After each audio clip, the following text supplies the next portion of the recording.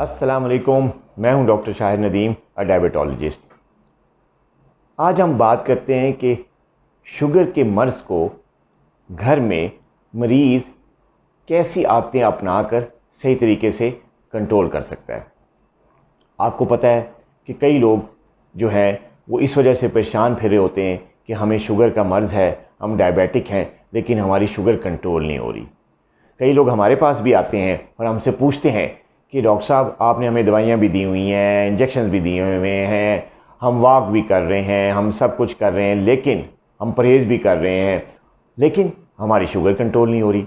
तो आज मैं आपको चंद ऐसी ज़रूरी बातें बताऊंगा जिससे आप बग़ैर डॉक्टर के बार बार पास जाए हुए घर में बैठे हुए चंद एक ऐसी आदतें जो आप अपनाएंगे तो आपकी शुगर ना सिर्फ कंट्रोल अच्छी होगी बल्कि आपकी जो दवाई की डोज़ है वो भी कम होती जाएगी आहिस्ता आहिस्ता। चलें अब जिक्र करते हैं ऐसी चंद आदतों का। पहली आदत ये है कि जो लोग स्मोकिंग करते हैं और साथ उनको शुगर का मर्ज़ भी लाक हो जाता है, तो स्मोकिंग करने की वजह से आपके जो रगें हैं शरीयाने खून की वो तंग हो जाती हैं। उनमें से खून का जो बहाव है वो उतना तेज़ नहीं रहता जितना एक आम हालात में होता है। तो अगर आप स्मोकिंग की आदत में मुब्तला हैं तो आप स्मोकिंग को छोड़ें। इससे आपकी जो शरीयानें हैं वो ज़्यादा ली हो जाएंगी और साथ ही खून का जो फ़्लो है, जो दबाव है, वो भी बढ़ेगा, जिसकी वजह से आपके पट्ठों को, आपके जिस्म के मुख्तलिफ़ हिस्सों को, जिसमें आँखें हैं, पाँव हैं, गुर्दे हैं, दिल हैं, इनके पट्ठों को सही तरह से पूरा रिक्वायरमेंट के मुताबिक खून मिलेगा और इस तरह आपके जिस्म के सारे अज़ा हेल्दी तरीके से आगे अपना वक्त पूरा करेंगे। दूसरी आदत ये है कि आप एक हेल्दी मील प्लान जो है वो अपनाएं। गैर ज़रूरी खाने, बेकरी के खाने, बिस्किट्स, केक्स, पेस्ट्रीज़, डबल रोटियां, इन चीज़ों से जो है आप इज्तनाब करें।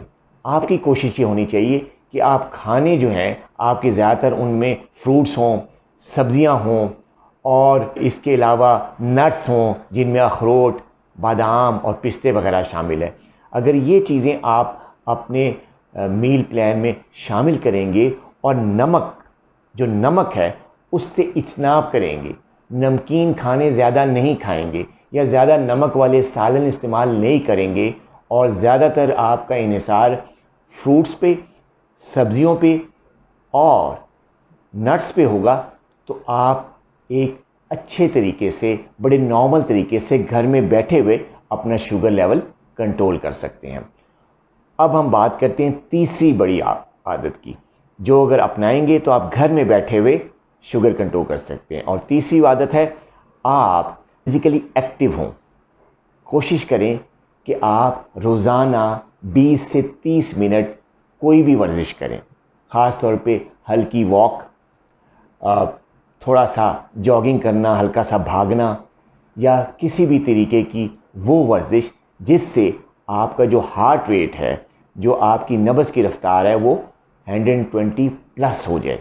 120 मिनट की रफ़्तार से ज़्यादा आपका दिल धड़के जब आप एक्सरसाइज कर रहे हों, और ये एक्सरसाइज कम से कम 20 से 30 मिनट होनी चाहिए। बजाय ये कि हफ्ते में सिर्फ एक दिन आप 1 घंटा या 1.5 घंटा एक्सरसाइज कर लें, तो उससे बेहतर है कि आप रोज़ाना 20 से 25-30 मिनट एक्सरसाइज करें, ताकि खून का जो दौरानिया है रोज़ाना की बेसिस पे आपका मुख्तलिफ़ हिस्सों में ज़्यादा तेज़ हो, आपका हार्ट रेट रोज़ाना की बेसिस में 120-130 पर जाए, जिसकी वजह से आपका शुगर भी कंट्रोल होगा और आपके जो मुख्तलिफ़ अज़ा हैं जिस्म के वो हेल्दी होंगे। ख़ास तौर पे गुर्दे अच्छे हो जाएंगे, दिल की सेहत अच्छी होगी, बेनाई अच्छी हो जाएगी, दिमागी सेहत अच्छी होगी और इवन कि डिप्रेशन आपका कम हो जाएगा, जो कि अक्सर डायबिटिक पेशेंट्स में होता है और इस पे हम बात इंशाल्लाह अपनी अगली वीडियो में करेंगे भी।